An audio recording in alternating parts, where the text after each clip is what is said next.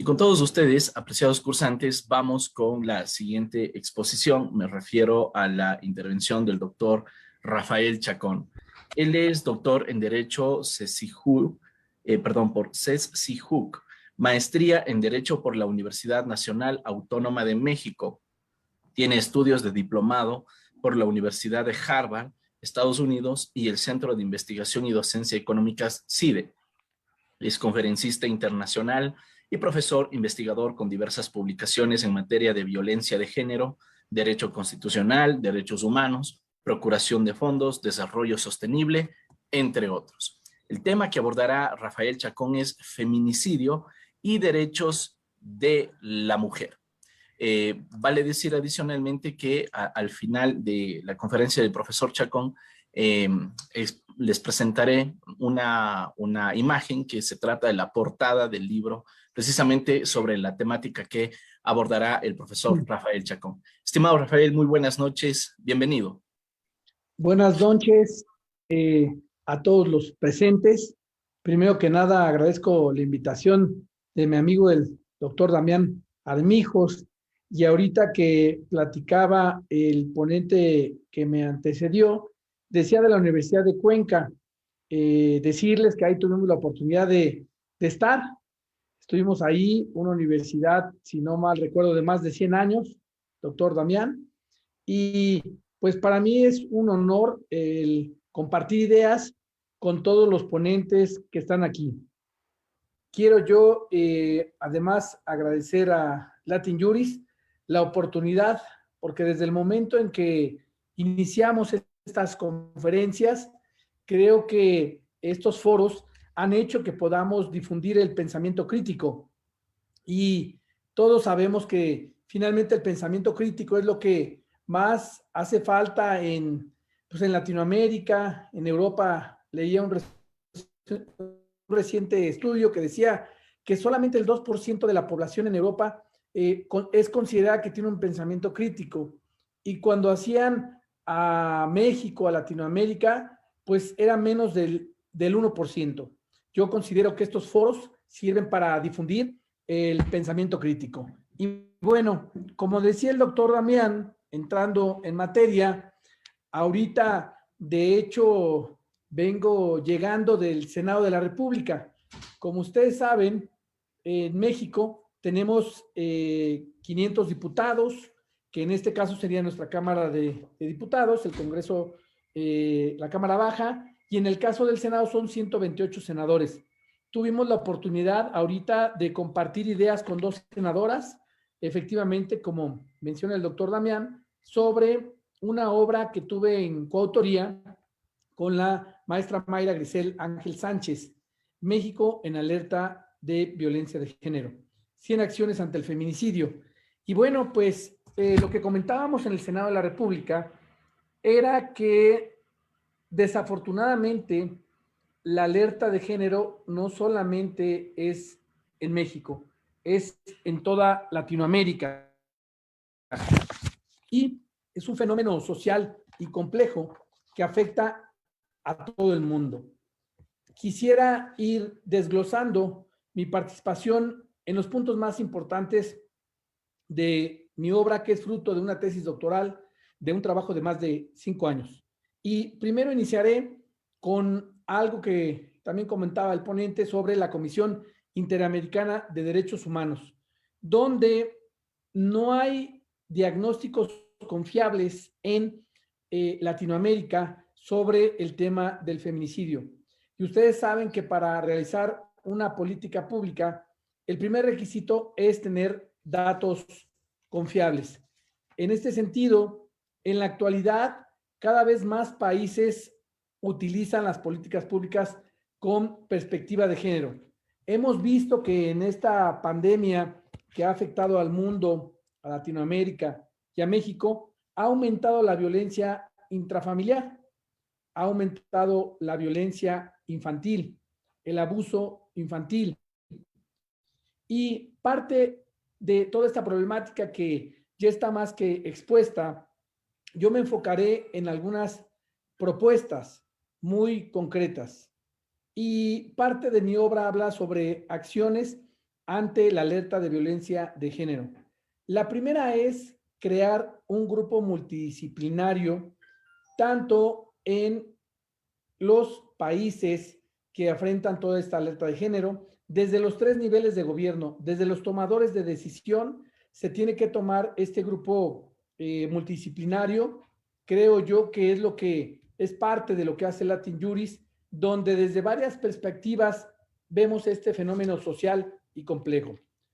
La otra acción es sensibilizar al cuerpo directivo de los gobiernos, de las alcaldías, y esto estamos hablando de los tomadores de decisión desde las principales cabezas que tengan el conocimiento sobre temas de la perspectiva de género, conceptos como masculinidades positivas, como la sororidad. Y siguiendo en el mismo orden de ideas, hemos trabajado nosotros tenemos un refugio de mujeres del sistema municipal DIF. Este refugio de mujeres opera con recurso federal y después de 2 años ha logrado certificar en una norma ISO 9001. Y bueno, yo comentarles la experiencia, hemos visto una mejor atención a las usuarias, a las víctimas, evitando esa doble victimización que normalmente en las agencias del Ministerio Público, cuando estuve en Bolivia, en Ecuador, me tocó ver las fiscalías, que si bien es cierto existen en el tema de feminicidio, pero normalmente la víctima asiste y no hay una perspectiva de género. La atiende un titular, un Ministerio Público, que es hombre, y le vuelve a preguntar la historia. ¿Qué sucede? Vuelve a ser una revictimización y parte de eso es conocer el tema de género. Además de esto, en el caso de México, tenemos 2.457 municipios, 32 estados, y nosotros tenemos una normatividad municipal.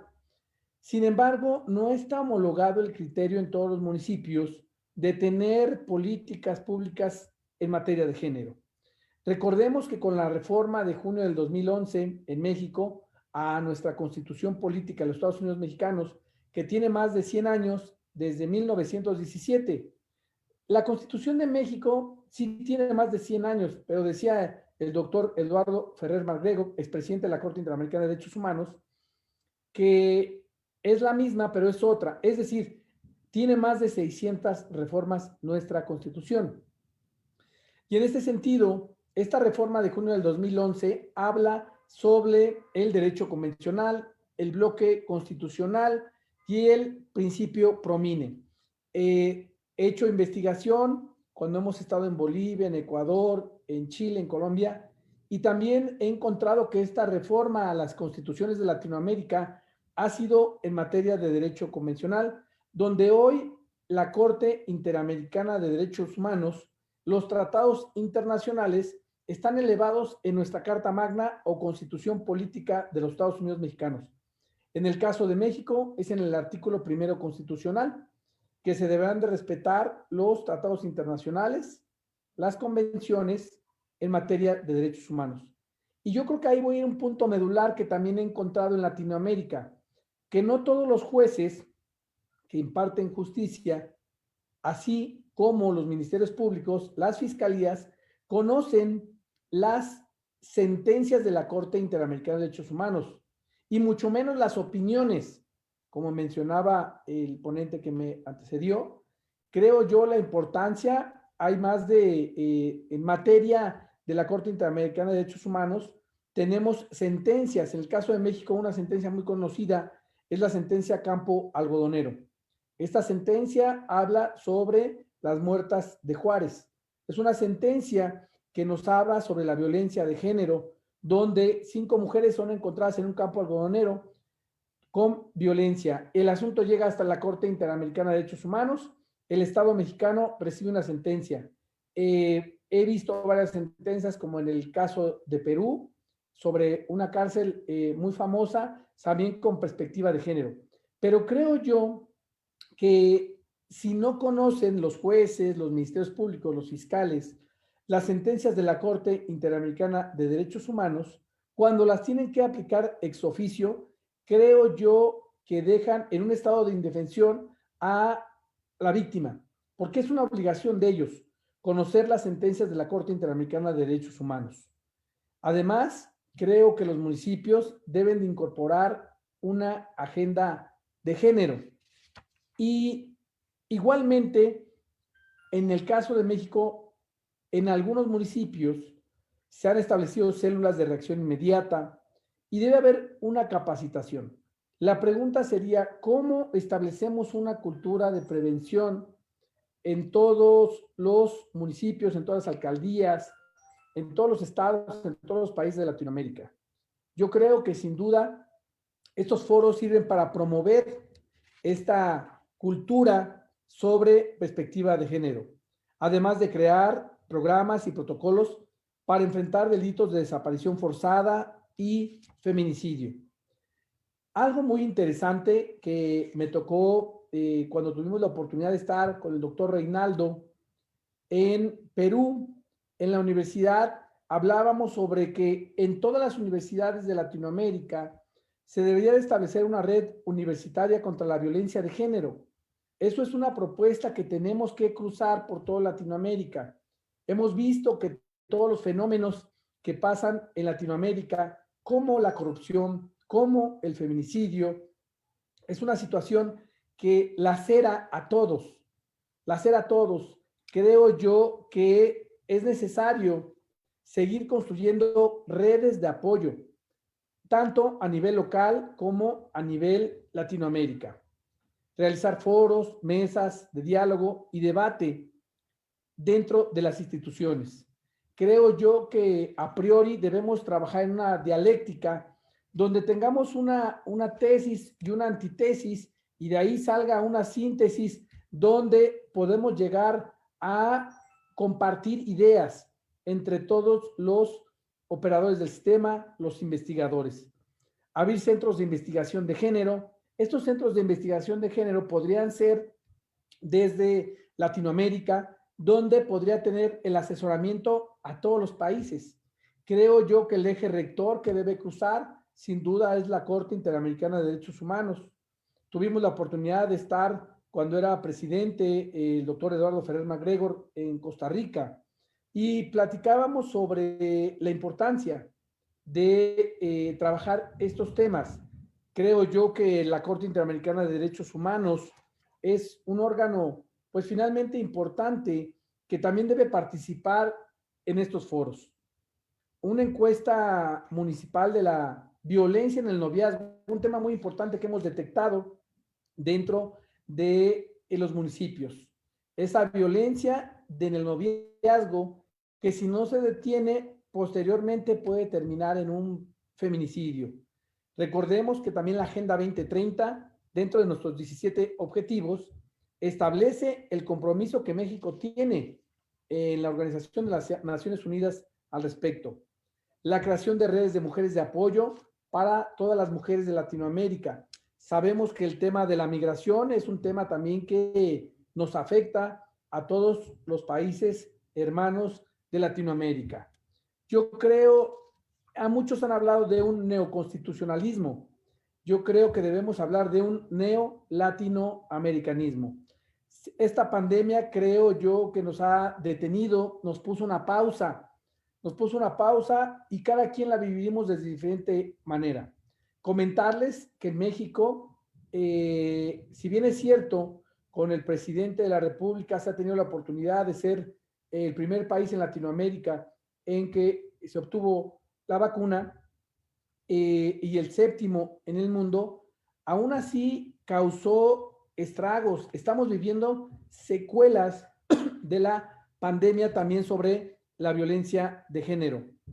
Yo creo que esta visión de género al frente de las instancias de la mujer, las defensorías municipales de derechos humanos, y creo yo que es un tema que se debe tocar en la academia, en el gobierno y en la sociedad. Desafortunadamente, la desconfianza en la administración y procuración de justicia, se habla una cifra negra en México, que solo se denuncia el 7% de los delitos y de ese 7% solamente el 1% llega a sentencia. Creo que ellos son de los retos, obviamente, que tenemos que enfrentar, pero sí no quito el dedo del renglón que debemos de trabajar en el conocimiento, en la difusión de las sentencias de la Corte Interamericana de Derechos Humanos, así como los diagnósticos municipales.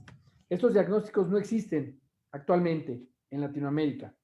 Decirles que nuestra Constitución Política de Estados Unidos, como les decía, tiene más de 136 artículos, más de 600 reformas, y en el artículo 4 constitucional establece un derecho a la igualdad. Sin embargo, sabemos que hay una brecha que existe, no solamente en Latinoamérica. Recientemente leía un estudio de Estados Unidos de Norteamérica, donde decía que las mujeres tenían mayor preparación en Estados Unidos y aún así había una brecha salarial. Creo yo que el conocer las convenciones americanas de derechos humanos, la Convención sobre la eliminación de todas las formas de discriminación contra la mujer, la Convención Interamericana, la Declaración de los Principios Fundamentales. Sin embargo, estas herramientas son necesarias para tener un marco conceptual y jurídico. Y teniendo este conocimiento, tanto las autoridades juzgadoras como el Ministerio Público, así como los investigadores, creo que es como podemos avanzar hacia atacar la violencia de género. El Estado mexicano, decirles que las sentencias de la Corte de Derechos Humanos al Estado mexicano han sido muy enfáticas de las acciones que se tienen que llevar. Sin embargo, creo yo que sí existe una brecha en el tema de justicia. Yo comentarles también que en el caso de estas masculinidades positivas, que falta mucho por aprender, por aterrizar, por esa falta de sororidad, poniendo como ejemplo en la elección de Trump contra Hillary Clinton, aunque hay más mujeres en Estados Unidos, ganó Trump en esa elección. Es decir, esa falta de sororidad, ese apoyo entre las mujeres.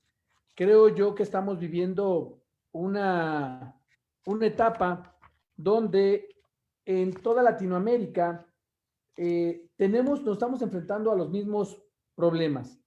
Decirles que sentencias importantes como el caso González y otras, Campo Algodonero contra México. Es una sentencia donde es importante conocerla porque habla realmente, es una sentencia del 16 de noviembre del 2009.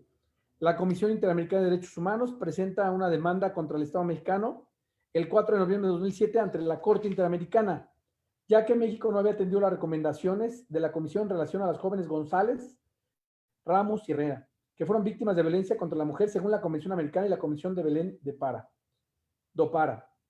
La demanda donde se responsabiliza al Estado mexicano se integró de los casos de 3 víctimas, cuyos nombres son Claudia Ivette González, Esmeralda Herrera Monreal y Laura Berenice Ramos Monarrez, quienes desaparecieron y fueron encontradas muertas con señales graves de agresiones físicas y probablemente sexuales en un campo algodonero en Ciudad Juárez.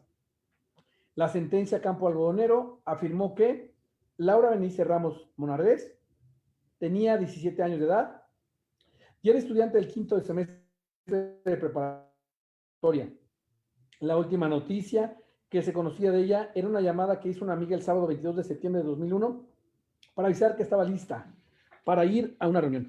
La denuncia instaurada señalaba que desapareció el martes 25 de septiembre de 2001. Sin que se ofrezcan más detalles, Claudia Ivette González tenía 20 años de edad y trabajaba en una empresa maquiladora. Según una amiga cercana, casi siempre salía con el tiempo limitado, ya que le ayudaba a su hermana con el cuidado de su menor hija, motivo por el cual llegaba a veces tarde al trabajo.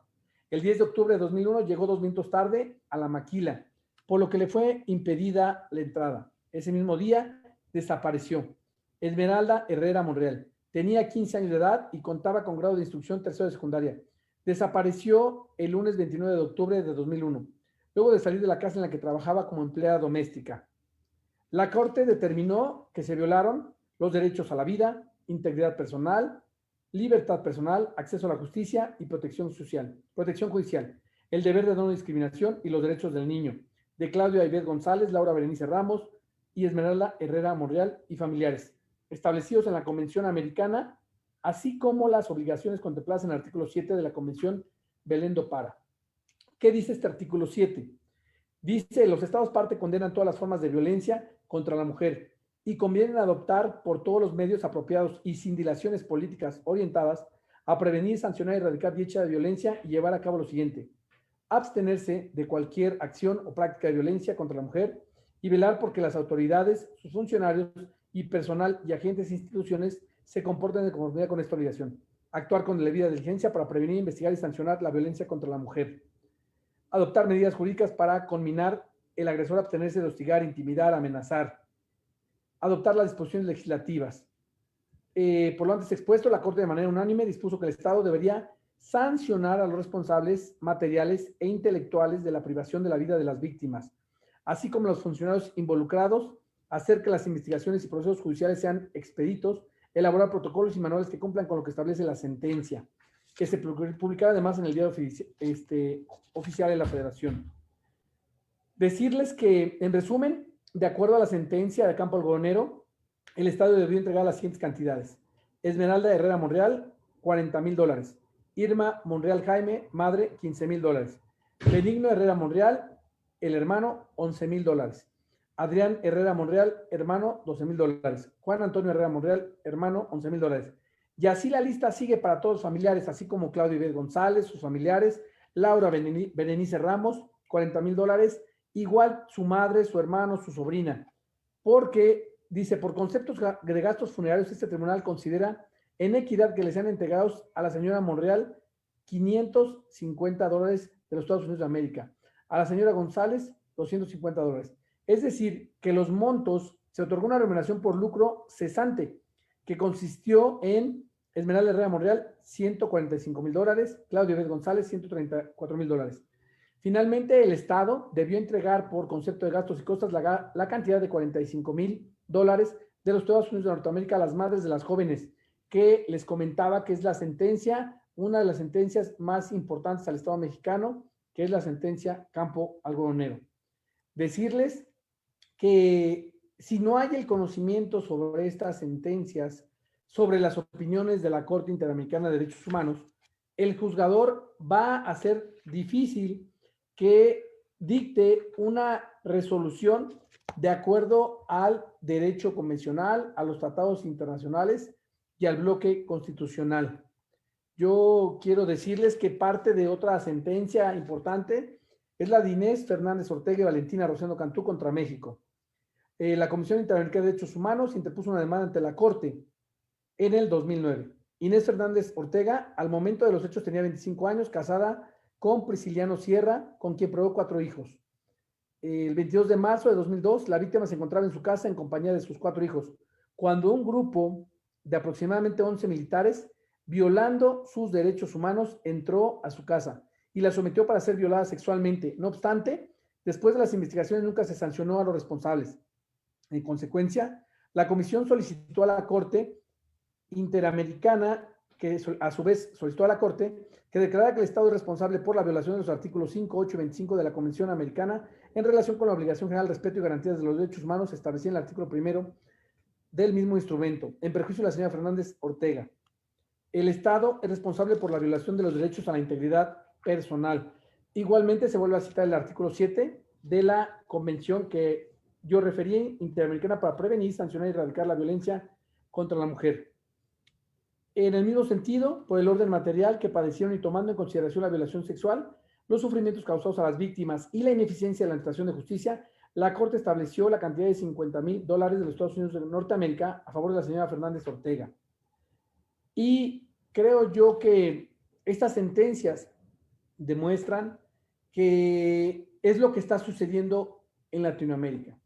Tenemos un problema mundial y complejo que es el feminicidio.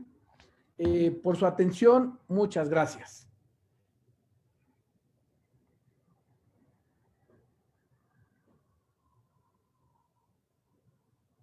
No se escucha, doctor.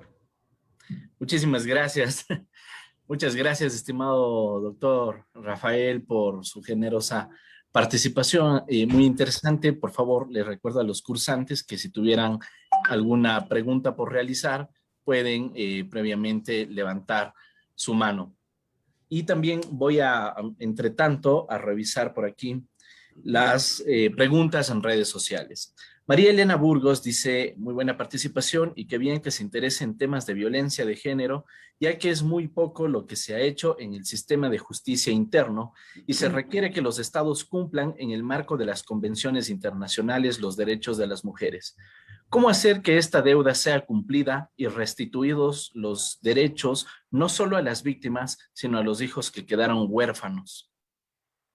Pues es una pregunta muy interesante. De hecho, cuando se reunió la Corte Interamericana de Derechos Humanos en Costa Rica, se presentaron las víctimas y presentaron obviamente que no se había dado cumplimiento a la sentencia de la Corte Interamericana, por lo que hubo un exhorto de la Corte Interamericana de Derechos Humanos al Estado mexicano para que diera seguimiento y diera cumplimiento a esa sentencia.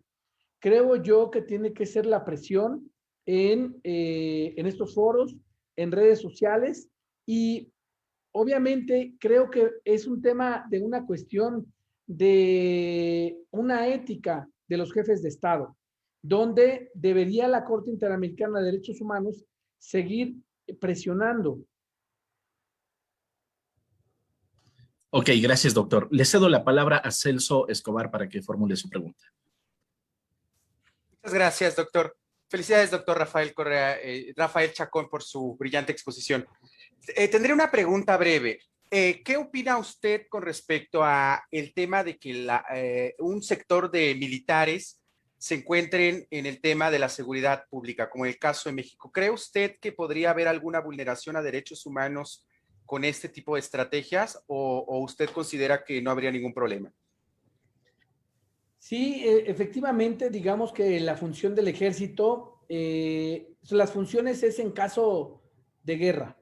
De hecho, la Constitución mexicana lo establece, que deben estar para esas situaciones o en el caso de desastres. Considero yo que la presencia de la Guardia Nacional es un sentido de debate. Hoy se llama Guardia Nacional y creo que los militares tienen ciertas labores específicas que no deben de finalmente traspasar esa línea. Yo también concuerdo en esa parte, Celso, que definitivamente el ejército, y yo veía en Costa Rica, que es el único país que no tiene un ejército. Nosotros en nuestro país tenemos 130 millones de habitantes y tenemos 200,000 soldados. Esos 200,000 soldados, digamos que es la Guardia Nacional, y hay un asunto interesante que el presidente de la República, anteriormente cuidaban al presidente 8,000 personas, esa era la Guardia Presidencial, hoy lo cuidan 30 personas. Creo yo que sí ha habido un cambio, ha habido una modificación. Creo yo que al final del día, el problema que tuvimos cuando fue presidente de la República Felipe Calderón, cuando nosotros viajábamos a un país de Latinoamérica, nos conocían a México porque estaba el narco. Y creo yo que en ese sentido, obviamente, creo también tienes una responsabilidad, obviamente, de los gobernantes. El día de hoy, el presidente ha puesto como ejemplo que solamente 30 personas cuiden, en este caso, al presidente de la República. Y los demás militares se están encargando como la construcción de un aeropuerto, como los desastres. Y en efecto, los militares solamente deberían estar para situaciones de guerra. Yo no sé qué la situación que esté pasando, por ejemplo, en Latinoamérica, pero creo yo muchas veces que parte de ese, lo vivimos en ese neoliberalismo, tomando como caso el caso de Chile, ¿no? Cuando fueron esos golpes de Estado que se vinieron por toda Latinoamérica, donde vimos el asalto a la Casa de la Moneda en el caso de Chile, donde fue Pinochet, y entonces en todos los países de Latinoamérica ese fenómeno cruzó. Y yo creo que los militares también tienen que tener límites en sus funciones. y creo que debemos de encuadrarlos en el caso de la guerra, porque finalmente si nosotros damos el militar, creo yo que el tema está que el militar obedece. Y el militar tal vez también debería tener un pensamiento crítico. Eso es muy cuestionable porque normalmente los militares vemos en toda Latinoamérica que la mayoría de las sentencias que tienen los países de Latinoamérica, al menos tienen una que va relacionada con militares. En el caso de Perú, con Fujimori, en el caso del operativo Halcón, recordarán que el operativo Cóndor, que cruza por toda Latinoamérica, más de 70,000 desaparecidos en Latinoamérica. Entonces ya ese ejército, ¿en qué se convirtió? Ya no en la protección del Estado. Creo yo que se convirtió, y no podemos dar un retroceso. Creo que por ahí va la pregunta, que al contrario, creo que tenemos que tener el respeto a los derechos humanos, hacer conciencia a los militares, porque si no tendríamos un retroceso que sería muy peligroso para Latinoamérica. Sabemos muy bien que se orquesta desde Nixon, obviamente desde la teoría de Friedman, ¿no? Donde Milton Friedman hace obviamente la escuela de Chicago, interviene a través del ejército y es el golpe blando que le llaman y fue recorriendo toda Latinoamérica. Nosotros no hemos tenido golpe de Estado. Yo creo que se debe a que estamos pegados a Estados Unidos, porque finalmente Estados Unidos pues siempre ha hecho una presión en todos los órganos. Creo yo que sí tiene que haber un límite finalmente a los militares, porque creo que yo hacia donde tenemos que caminar es más a gobiernos más que respeten los derechos humanos, más garantistas. Creo yo que es donde tenemos que caminar, pero en todos los niveles de gobierno, y dentro de eso también tienen que estar los militares. Ok, estimado doctor, muchísimas gracias por acompañarnos. Voy a cederle la palabra para que pudiera despedirse de esta audiencia, profesor. Sí, pues agradezco a todos los ponentes, en especial a mi amigo, el doctor Damián Armijos, que yo siempre desde hace años le dije que le hice la pregunta que cómo creó este magnífico proyecto que es Latin Juris. Creo yo que la pandemia nos hizo reinventarnos, hizo reinventar a Latin Juris, y la verdad es un honor estar en este foro. Yo creo que siempre que haya cosas, siempre que haya proyectos como este, por favor, invítenme, donde podamos compartir los temas de derechos humanos. Espero yo que el próximo año, doctor Damián, nos dé la sorpresa que tendremos un congreso presencial y sin duda México ahí estará. Muchas gracias a todos. Muchísimas gracias igualmente, estimado doctor. Sí, realmente eso es un anhelo que todos tenemos y esperamos realmente que podamos volvernos a encontrar. Muchísimas gracias, profesor. A continuación,